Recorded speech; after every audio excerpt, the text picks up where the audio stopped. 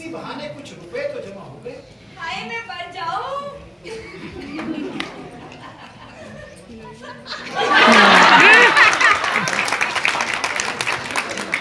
ये है हमारे देश के बुद्धिजीवी, एक नंबर के ढकोर पंख।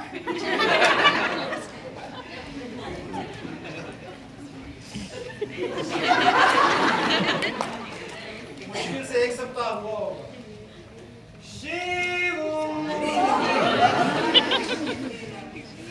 आइए जोशी भाई साहब, आइए, मजे में हो? बहुत अच्छे से हूँ। बाबू साहब किसी काम से दिल्ली गए हैं, तो मैंने सोचा तुम लोगों से ही मिलता हूँ। लेकिन हाँ, बाबू साहब ने चलते वक्त मुरादाबाद से कुछ बर्तन लाने को कहा था, पर शायद वो रुपये देना भूल गए। तुम्हारे पास एक 50 रुपए हो तो दे दो, मैं जैसे ही जाऊंगा भिजवा दूंगा। अब की बार मैंने जोशी को जरा रुखाई से कहा, मैं देख पे जोशी, मेरे पास रुपए बिल्कुल नहीं है। क्यों झूठ बोलते हो जी? तुमने रुखाई से कहा था कि रुपए तुम्हारे पास नहीं है। और क्या चिकनाई से कहा था क्या? बड़े आई रुखाई करने वाले।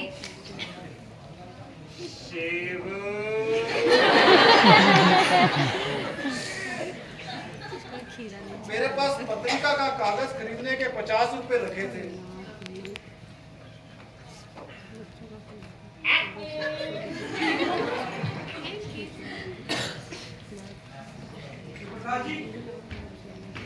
आओ माथुर आओ, बड़े खुश नजर आ रहे हो, बैठो यार।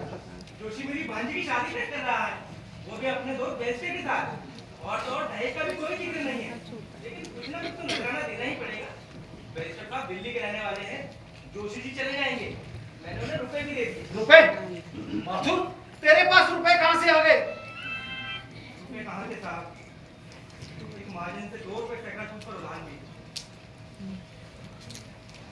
मैं उस दुष्ट को पा जाऊं तो मुंह नोच लूं। पिशाच ने इस बेचारे गरीब को भी ना छोड़ा। वो मई का महीना था।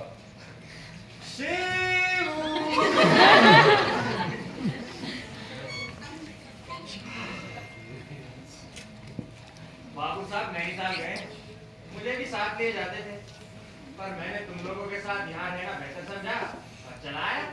हाय कितना त्यागी था बेचारा। नैनीताल की बहारें छोड़कर यहाँ गर्मी में प्राण देने चला आया। बताओ जोशी जी, आगरा में कोई नया कांड करके तो नहीं आए हो? भाग्य में तो नई नई विपत्तियां लिखी हुई है। एक दिन यमुना किनारे सैर करने चला गया।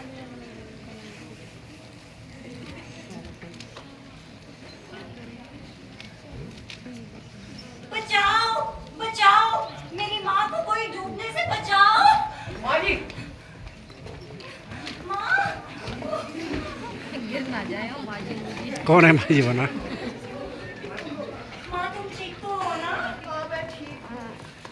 वो काई जमी हुई थी और पैर फिसल गया। अगर ये ना होता तो न जाने क्या हो जाता। चुप जिए मेरा बेटा, चुप जिए। अच्छा, अरे प्रताप बेटा, तुम यहाँ कैसे? आपको शर्म नहीं आती? अपनी युक्ति करने को यूं यहाँ पर मेले में लिए घूम रही हैं, वो भी बिना घूंघट के। नहीं नहीं, घूंघट नहीं रखा था। वो तो मुझे चोट लग गई। बस बस रहने दीजिए। ऐसी निर्लज कन्या से विवाह करना मैं अपने लिए अपमान की बात समझता हूँ। मैं भी तुम जैसे लंपट से अपनी कन्या का विवाह करना नहीं चाहती। मत कहीं का। चुप कर बुढ़िया। क्या मतलब है? क्या मतलब है? अभी बताता हूँ। Tissue tissue.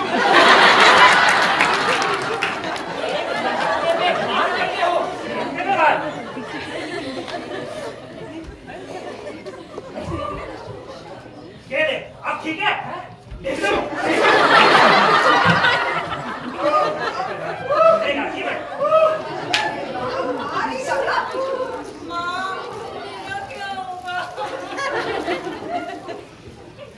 माँ जी, यदि आप मुझे इस योग्य समझे तो मैं आपकी पुत्री को अपनी विदेश्वरी बनाकर उनको रहने समझूंगा।